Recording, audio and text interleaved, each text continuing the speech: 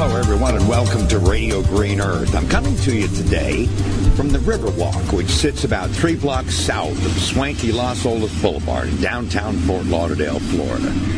Behind me, you hear a truck there. That's toward the city center, a center filled with skyscrapers and Los Olas Boulevard, shop after shop, wonderful place to stroll. In front of me is the New River. And as I look over the seawall here, I'd say the water is just about 2.5 feet down.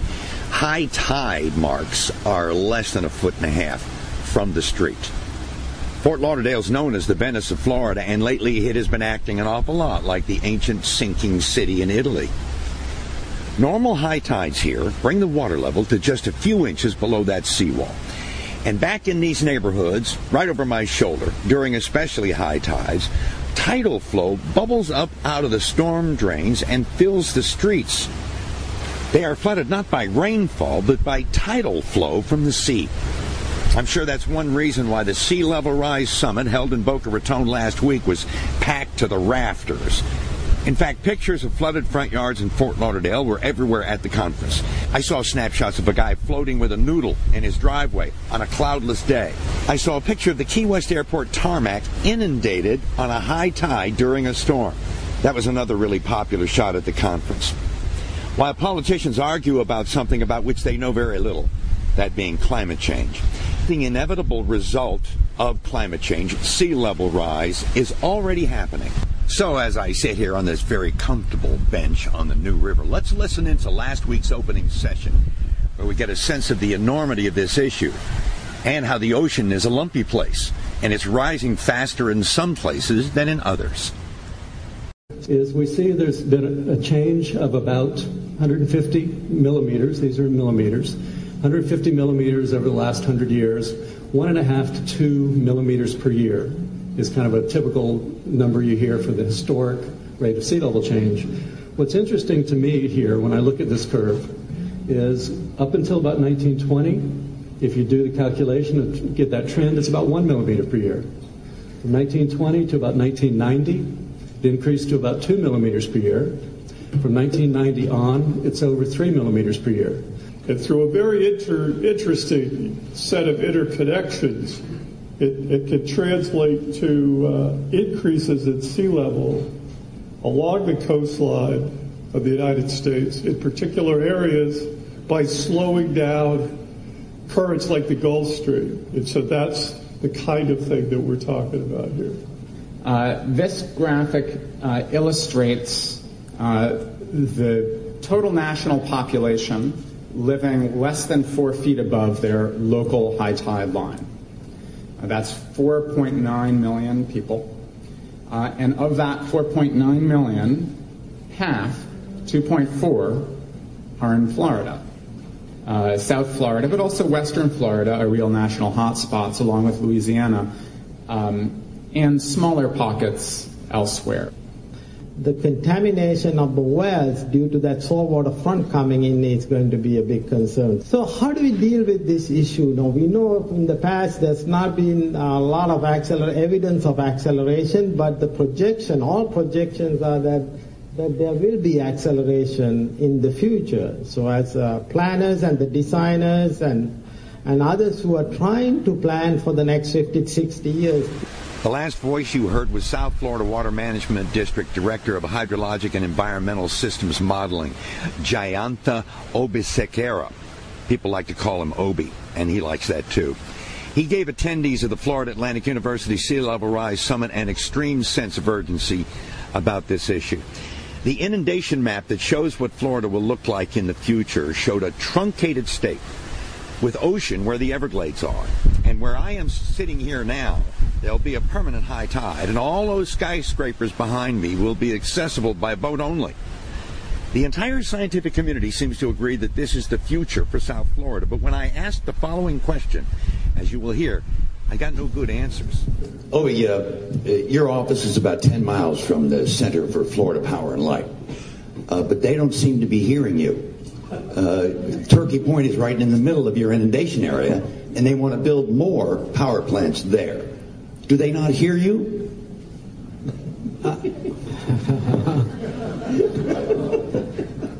Fortunately, new NRC is looking at it, and we get involved in the permitting and looking at the water resources, but I think we are not the right agency to probably work with them. I think the Nuclear Regulatory Commission is the one dealing with it. So I'm not involved in that project. In defense of Mr. Obasakira, or Obi, he is not the one with the power. He is a scientist, and he can only give input. The policymakers can listen or not, and many people have their ear. Meanwhile, all the experts I listened to for 2 days said big changes are going to happen sooner rather than later, and all local, regional, and statewide planning should include questions regarding preparations for sea level rise. So why are we at the point right now where I heard a state official, her name was Julie Dennis from the Florida Department of Economic Opportunity. She exulted over the fact that the words sea level rise now appear 3 times in state statutes for the first time. And the seas have been known to be rising for decades. How can there be such a massive disconnect? Well, it turns out that there was a concerted effort to subvert known science with a disinformation campaign. That is the story told by the keynote speaker at the FAU Sea Level Rise Summit in his book called The Hockey Stick and the Climate Wars. He is Nobel Prize-winning climate scientist Michael Mann from Penn State University. The case for the reality of human-caused climate change is actually quite straightforward, despite what you might be led to believe if you follow the public discourse on this issue. The greenhouse effect is not controversial science. It's nearly 2-century-old physics and chemistry, that certain gases in our atmosphere, like CO2, have this warming influence on the surface of the Earth. And we know that we're increasing the concentrations of these gases in the atmosphere. We've been measuring CO2 for more than half a century. We've been measuring that increase in CO2. We know that the source of that CO2 that's building up in the atmosphere is anthropogenic, is caused by human activity, because we can actually see the isotopic fingerprint of human activity. If we look at the isotopes of carbon in the CO2 that's building up in the atmosphere, we can see that it's not consistent with natural sources. It is only consistent with anthropogenic sources. Now, there's a paper that's embargoed in Nature Climate Change that'll be coming out this Sunday, which actually shows that even if you hold global temperatures to below 2 degrees Celsius warming relative to pre-industrial, by 2100, best estimate, we probably get a meter of sea level rise. By 2300, we probably get 2.7 meters of sea level rise. So the question then is why, if the science is this clear, okay, if the case is this clear, and if the impacts are potentially this dire, why has there been no effort to really tackle this problem? Why haven't we done anything about it?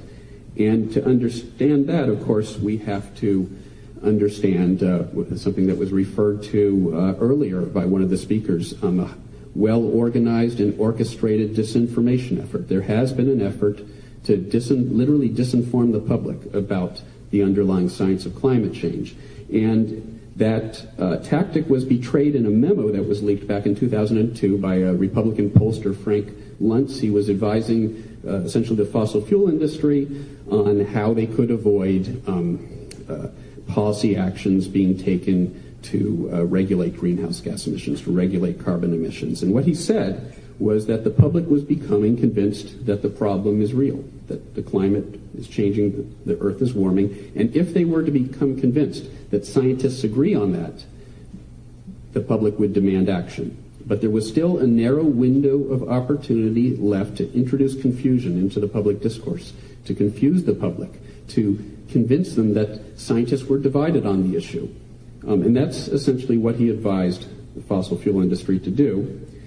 And so it's not, in fact, if it sounds like a familiar tactic to some of you, it may be because it was the same tactic used by the tobacco industry decades ago to try to discredit the science linking the use of their product, tobacco, to human health, the health of individuals.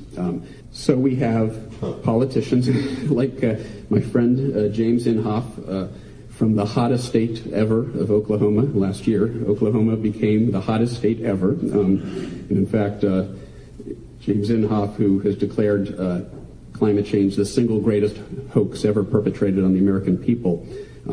As temperatures were breaking all-time records in Oklahoma, he was swimming in a lake near his home, and he contracted an illness because of an algal bloom that had developed in the lake.